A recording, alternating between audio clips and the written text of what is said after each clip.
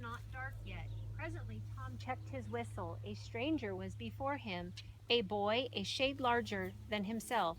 A newcomer of any age or either sex was an impressive curiosity in the poor little shabby village of St. Petersburg.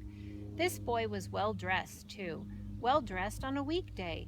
This was simply astounding. His cap was a dainty thing. His close-buttoned blue cloth roundabout was new and natty, and so were his pantaloons.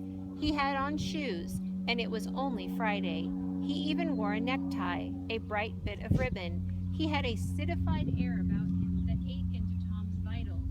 The more Tom stared at the splendid marvel, the higher he turned up his nose at his finery, and the shabbier and shabbier his own outfit seemed to him to grow. Neither boy spoke. If one moved, the other moved, but only sideways, in a circle. They kept face to face and eye to eye all the time. Finally, Tom said, I can lick you. I'd like to see you try. Well, I can do it. No, you can't. Yes, I can. Can't.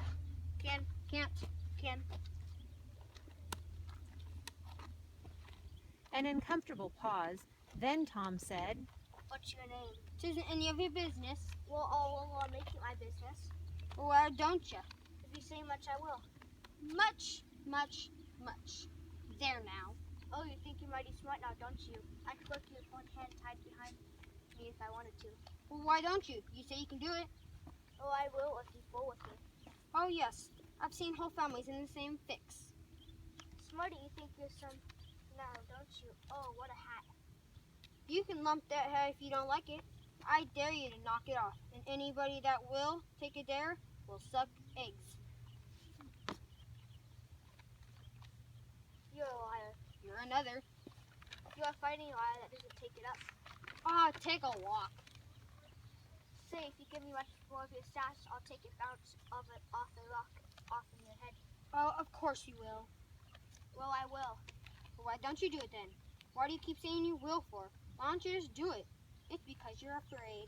I ain't afraid. You are. Ain't. You are. Another pause and more eyeing and sidling around each other. Presently they were shoulder to shoulder. Tom said, Get away from him. Go away yourself.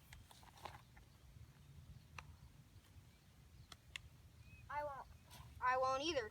So they stood, each with a foot placed at an angle as a brace, and both shoving with might and main, and glowering at each other with hate, but neither could get an advantage. After struggling till both were hot and flushed, each relaxed his strain with watchful caution, and Tom said, You're a coward and a pup, and I'll tell my big brother on you, and he can thrash you with his little finger, and I'll make him do it too. What do I care for your big brother? I got a bigger brother than he is, and what more can he do? He could throw you over that fence. both brothers were imaginary. That's a lie. You're saying so, don't make it so. Tom drew a line in the dust with his big toe and said, I dare you to step over that, and I'll lick you till you can't stand up. Anybody that'll take a dare will steal sheep.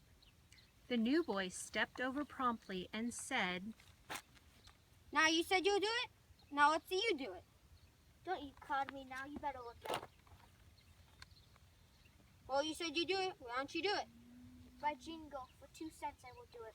The new boy took 2 broad coppers out of his pocket and held them out with derision. Tom struck them to the ground. In an instant, both boys were rolling and tumbling in the dirt, gripped together like cats, and for the space of a minute they tugged and tore at each other's hair and clothes, punched and scratched each other's nose, and covered themselves with dust and glory. Presently the confusion took form, and through the fog of battle, Tom appeared seated astride the new boy and pounding him with his fists. Haul enough! Said he. The boy only struggled to free himself. He was crying, mainly from rage. Haul enough! And the pounding went on. At last, the stranger got out a smothered nuff, and Tom led him up and said, Now that one, you better, or kill you full enough next time.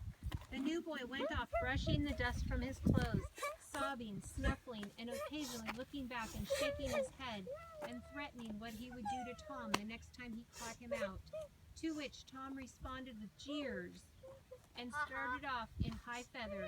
And as soon as his back was turned, the new boy snatched up a stone, threw it, and hit him between the shoulders, and then turned tail and ran like an antelope. Tom chased the traitor home and thus found out where he lived.